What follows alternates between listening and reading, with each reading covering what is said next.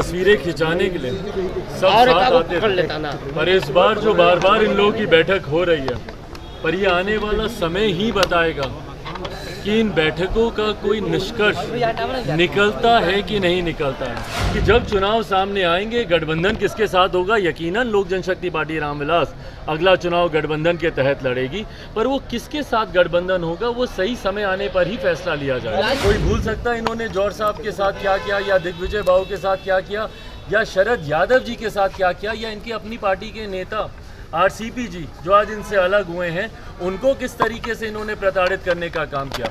समय समय पर अपने स्वार्थ के लिए गठबंधन को बदलने के लिए जिस नेता ने घटक दलों को धोखा देने का काम किया, तो ऐसे में उनको आईना ही दिखा रहे हैं मौजूदा गृह मंत्री जी। मेरे नेता के अधूरे कार्यों का किसी भी पुत्र का धर्म होता है कि वो अपने पिता के अधूरे कार्यों को पूरा करे।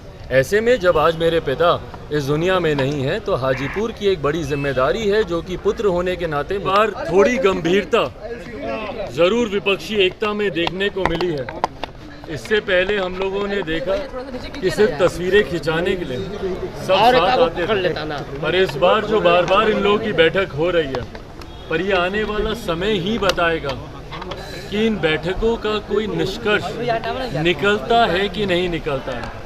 देखिए, स्वाभाविक है एक साथ एक मंच पर आकर चर्चा करना आसान है, पर साथ मिलकर और ख़ास तौर पर कई ऐसे राज्यों में साथ मिलकर चुनाव लड़ना जहां पर एक दूसरे के खिलाफ ही जिनकी राजनीति हमेशा से रही है, राज्यों का नाम लेने की ज़रूरत नहीं है, पर कई ऐसे उदाहरण हैं जहां पर जो दल साथ में बैठे हैं उनके खिलाफ ही उन लोगों ने अपनी राजनीति करने का काम किया है। तो ऐसे में चुनाव में जब ये लोग जाएंगे तब तक क्या ये विपक्षी एकता बरकरार रहेगी? इस विपक्ष का नेतृत्व कौन करेगा? क्या उस पर सबकी सहमति बनेगी? पिछले दिनों भी जब ये लोग बिहार भी आए थे तो उस वक्त भी कुछ मतभेद कुछ दलों के बीच देखने को मिले थे, बट बहरहाल ये आने वाला समय ही बताएगा कि ये विपक्षी एकता इस तरीके से बरकरार रह पाती है या चुनाव आते आते तक धराशायी। यूनिफॉर्म सिविल कोड पे आम आदमी पार्टी ने समर्थन किया है, वहीं विपक्षी क्षमा जो है इसपे बीजेपी प्रधानमंत्री मोदी ने इसको इम्प्लीमेंट करने की बात कही है, आरजेडी और जेडीयू इसका विरोध कर दिया। आपकी पार्टी का क्या स्टैंड है इस पे? भाई देखिए, यूनिफॉर्म सिविल कोड की जहाँ तक बात है, भारत विभिन्नताओं का देश है और भारत की खूबसूरती ही यही रही है कि जितनी भी विभिन्नताएं हैं यहाँ पर हर किसी को अपनी पहचान इस देश में रहते हुए मिली है। ऐसे में जब यूनिफॉर्म सिविल कोड की बात आती है, जब तक इसका ड्राफ्ट सामने नहीं आता, ये लॉ कमीशन की पहली जिम्मेदारी बनती है कि भाई इसका ड्राफ्ट तो दें। जहाँ पर अलग अलग धर्म हैं, अलग अलग समुदाय हैं, अलग अलग नियम कायदे कानून परंपराएं हैं।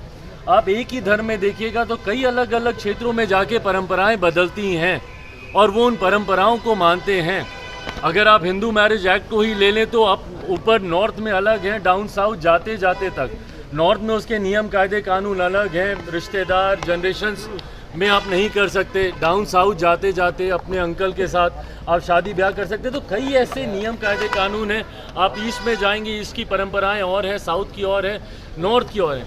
तो ऐसे में जब यूनिफॉर्म सिविल कोड की बात आती है तो वो क्या ड्राफ्ट है, जब तक लॉ कमीशन उस ड्राफ्ट को आपके सामने नहीं रखता, मुझे नहीं लगता कि इस पर किसी का भी कोई भी टिप्पणी करना उचित है। एक बार वो ड्राफ्ट आएगा, उस ड्राफ्ट को मैं मेरी पार्टी पूरी गंभीरता से हम लोग उसका अध्ययन करेंगे।